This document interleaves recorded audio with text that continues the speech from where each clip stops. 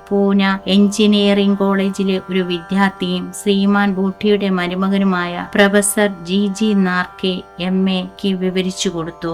ഒരു ദിവസം കാക്കാ സാഹിബ് രാവിലത്തെ കുളി കഴിഞ്ഞ് ശ്രദ്ധി ആശ്രമത്തിൽ ധ്യാനത്തിൽ ഇരിക്കുമ്പോൾ വിത്തലിന്റെ സ്വരൂപം കണ്ടു. അതിനുശേഷം അദ്ദേഹം ബാബയെ കാണാനായി ചെന്നപ്പോൾ ബാബ ചോദിച്ചു, വിത്തൽ പാട്ടിൽ വന്നുവോ? നീ അദ്ദേഹത്തെ കണ്ടില്ലേ? അദ്ദേഹം വളരെ ഒതുങ്ങുന്ന തരത്തിലാണ്. വേഗം പിടിച്ചോളൂ, അല്ലെങ്കിൽ നിന്നിൽ നിന്ന് മറിഞ്ഞു ഓടിപ്പോകും. അതിനുശേഷം ഉച്ചയ്ക്ക് ഒരു വ്യാപാരി 20-25 പണ്ഡർപൂർ വിത്തലിന്റെ ചിത്രങ്ങൾ കൊണ്ട് അവിടേക്ക് വന്നു. ശ്രീ ഡിസ്കിറ്റ് വിത്തലിന്റെ സ്വരൂപം കണ്ട് അതിശയിച്ചു പോയി. അദ്ദേഹം ധ്യാനത്തിൽ കണ്ടതും ഇതും ഒരേ മാതിരിയായിരുന്നു. അപ്പോൾ അദ്ദേഹം ബാബ പറഞ്ഞത് ഓർത്തു.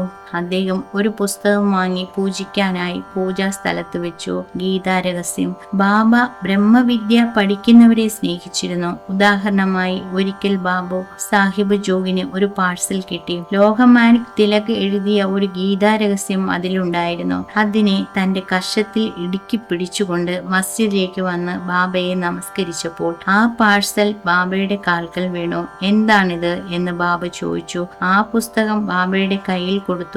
ബാബ അതിനെ പേജുകൾ അങ്ങോട്ടും ഇങ്ങോട്ടും മാറ്റി. പിന്നെ 1 രൂപ കീശയിൽ നിന്നെടുത്ത് പുസ്തകത്തിന്മേൽ വെച്ച് ജോഗിന് കൊടുത്തു പറഞ്ഞു, ഇത് മുഴുവനും വായിക്കോ, അത് നിനക്ക് നന്മകൾ വരുത്തും. ഖബറുടെ ദമ്പതികൾ. ഖബറുകളെ പറ്റി പറഞ്ഞ് നമുക്ക് ഈ അധ്യായം മുഴുമിപ്പിക്കാം. ഒരിക്കൽ ദാദാ സാഹിബ് ഖബറുടെ കുടുംബം സകുടുംബം ഷിർദിക്ക് വന്ന് അവിടെ കുറെ മാസങ്ങൾ താമസിച്ചു. അദ്ദേഹത്തിന്റെ ഡയറിയിൽ അവിടുത്തെ താമസം ശ്രീ സായി ലീല 1-ാം പതിപ്പിൽ വോളിയം 1-ൽ വിവരിച്ചിരിക്കുന്നു. ദാദാ സാഹിബ് ഒരു സാധാരണക്കാരനായിരുന്നില്ല. അദ്ദേഹം അമരാവതിയിലെ ഏറ്റവും പ്രസിദ്ധി നേടിയതും സമ്പത്തുള്ളവനുമായ ഒരു വക്കീലും ഡൽഹി രാജ്യസഭയിൽ ഒരു അംഗവുമായിരുന്നു. അദ്ദേഹം ബുദ്ധിമാനും വാക്ചാതുര്യമുള്ളവനുമായിരുന്നു. എങ്കിലും ബാബയുടെ മുമ്പിൽ വായ് തുറക്കുവാൻ അദ്ദേഹം ധൈര്യപ്പെട്ടിരുന്നില്ല. അധികം ഭക്തന്മാരും ബാബയോട് പലപ്പോഴും കൂടുതൽ സംസാരിക്കുകയും വാദിക്കുകയും മറ്റും ചെയ്തിരുന്നു. 3 പേർ മാത്രം, അതായത് ഖബർഡെ, നൂൽക്കർ, ബൂട്ടി, ഇവർ എപ്പോഴും നിശബ്ദമായിരുന്നു. അവർ വളരെ ലജ്ഞയുള്ളവരും വിനീതരും എളിയവരും സൽസ്വഭാവികളുമായിരുന്നു. ദാദാ സാഹിബ് പഞ്ചദശി, ഒരു അറിവുള്ള അദ്വൈത വേദാന്ത സംസ്കൃത ലേഖനം മറ്റുള്ളവർക്ക് വ്യാഖ്യാനിച്ചു കൊടുത്തിരുന്നു. പക്ഷേ അദ്ദേഹം മസ്ജിദിലേക്ക് വരുമ്പോൾ ഒരു വാക്കുപോലും ബാബയുടെ മുമ്പിൽ പറയുകയില്ല. ഒരു വിദ്വാൻ എത്ര തന്നെ വേദങ്ങൾ പഠിച്ചിരുന്നാലും അവർ ബ്രഹ്മത്തെ ഉണർന്നിരിക്കുന്നവന്റെ മുമ്പിൽ തല കുനിച്ച് അതിനോട് ചേരുന്നു. ആത്മബോധത്തിന്റെ മുമ്പിൽ അറിവിന് നിൽക്കാൻ സാധ്യമല്ല. ദാദാ സാഹിബ് 4 മാസം താമസിച്ചു. പക്ഷെ ഖബർഡെ 7 മാസം താമസിച്ചു. 2 പേര് അവരുടെ ശ്രുതിവാസത്തിൽ വളരെയധികം സന്തോഷിച്ചു. ശ്രീമതി ഖബർഡെ വളരെ വിശ്വസ്തയും ഭക്തിയുള്ളവളുമായിരുന്നു. ബാബയെ അവൾ വളരെയധികം സ്നേഹിച്ചിരുന്നു. എല്ലാ ദിവസവും ഉച്ചയ്ക്ക് അവൾ നൈവേദ്യം മസ്ജിദിലേക്ക് കൊണ്ടുചെല്ലും. ബാബ അത് സ്വീകരിച്ച് തിരികെ വന്ന് അവൾ കൊടുത്ത ഭക്ഷണം കഴിക്കുകയും ചെയ്തിരുന്നു. അവളുടെ ദൃഢവും നിരന്തരവുമായ ഭക്തിയെ ബാബ മറ്റുള്ളവരെ അറിയിക്കണമെന്ന് ആഗ്രഹിച്ചു. ഒരു ദിവസം ഉച്ചയ്ക്ക് ഒരു പാത്രത്തിൽ ഗോതമ്പ് കൊണ്ടുണ്ടാക്കിയ സാൻസ, പുഡിംഗ്, പൂരി, ചോറ്, രസം, പായസം, മറ്റു ചില സാധനങ്ങൾ എന്നിവ മസ്ജിദിലേക്ക് കൊണ്ടുചെന്നു. ബാബ സാധാരണയായി മണിക്കൂറുകൾ താമസിച്ചിരുന്നു. ആ ദിവസം അദ്ദേഹത്തിന്റെ സ്ഥലത്തേക്ക് ചെന്ന് കവറുകൾ തുറന്നു ആഹാരങ്ങൾ പുറത്തെടുത്തു. അത്യുത്സാഹത്തോടെ ഭക്ഷിക്കാൻ തുടങ്ങി. ശ്യാമ പിന്നെ അദ്ദേഹത്തോട് ചോദിച്ചു, എന്താണ് ഈ ഭക്ഷാഭേദം? ചില സമയങ്ങൾ നിങ്ങൾ മറ്റുള്ളവരുടെ ഭക്ഷണത്തെ വലിച്ചെറിഞ്ഞ് അവയെ നോക്കുവാൻ കൂടി കൂട്ടാക്കുന്നില്ല. പക്ഷേ ഇത് നിങ്ങൾ കൂടുതൽ ഇഷ്ടപ്പെടുന്നതായി കാണുന്നു.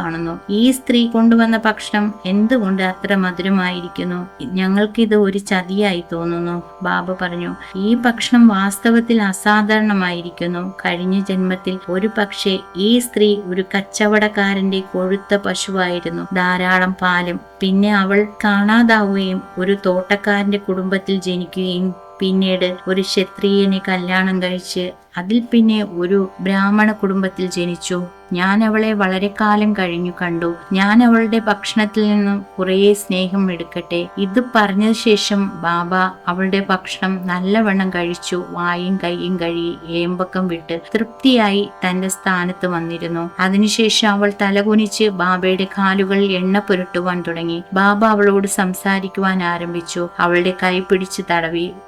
ഈ പരസ്പര സഹായം കണ്ട ശേഷം ശ്യാമ തമാശയായി പറഞ്ഞു, അത് നന്നായി പോകുന്നുണ്ട്. ദൈവവും തന്റെ ഭക്തിയും പരസ്പരം ഉപകരിക്കുന്നത് കാണുന്നത് ഒരു അത്ഭുതം തന്നെയാണ്. അവളുടെ യഥാർത്ഥമായ ഭക്തിയെ കണ്ടിട്ട് ബാബ അവളോട് പതുക്കെയും അതിശയമായ വിധത്തിലും രാജാറാം രാജാറാം എന്ന് എപ്പോഴും ജപിക്കുവാനും പറഞ്ഞു. അങ്ങനെ ചെയ്താൽ നിന്റെ ജീവിതത്തിലുള്ള ആഗ്രഹം പൂർത്തിയാവുകയും മനസ്സിന് ശാന്തി ലഭിക്കുകയും ചെയ്യും. ദൈവിക സംഗതികൾ പരിചയമില്ലാത്തവർക്ക് ഇത് ഒരു പരീക്ഷയായി തോന്നും. വാസ്തവത്തിൽ അങ്ങനെയല്ല, അതൊരു ശക്തി പാഠം. ഗുരുവിൽ നിന്നും ശിഷ്യർക്ക് പകർത്തുന്ന ശക്തി ആണ്. ബാബയുടെ വാക്കുകൾ എത്ര ഫലപ്രദമായിരുന്നു. ഒരു ഞൊടിയിൽ അത് അവളുടെ ഹൃദയത്തെ തുളച്ച നിലയിൽ നിന്നു. ഈ സംഭവം ഗുരുവിനും ശിഷ്യനും തമ്മിലുള്ള പ്രകൃതി സംയോജനത്തെയാണ് കാണിക്കുന്നത്. രണ്ടുപേരും സ്നേഹിച്ച് ഒന്ന് ചേർന്ന് ഉപകരിക്കണം. അവരിരുവരും ഒരു വ്യത്യാസവുമില്ല, രണ്ടാളും ഒന്ന് തന്നെയാണ്. അതിനാൽ ഒരാളെ വിട്ട് മറ്റൊരാളിനെ ജീവിക്കുവാൻ സാധ്യമല്ല. ശിഷ്യൻ ഗുരുവിന്റെ പാദങ്ങൾ നമസ്കരിക്കുന്നത് ഒരു കാഴ്ച മാത്രമാണ്. ഉള്ളിൽ അവർ രണ്ടുപേരും ഒന്ന് തന്നെയാണ്. ആർക്കത് വ്യത്യസ്തമായി തോന്നുവോ അവർ ഇനിയും ഫലം ആകാത്ത കായ് തന്നെയാണ്. നിശ്ചലമായ നിലയിൽ എത്തിയിട്ടില്ല. ആമേൻ. ശ്രീ സായിനാഥന് നമസ്കാരം. എല്ലാവർക്കും നിർവൃതി ലഭിക്കട്ടെ.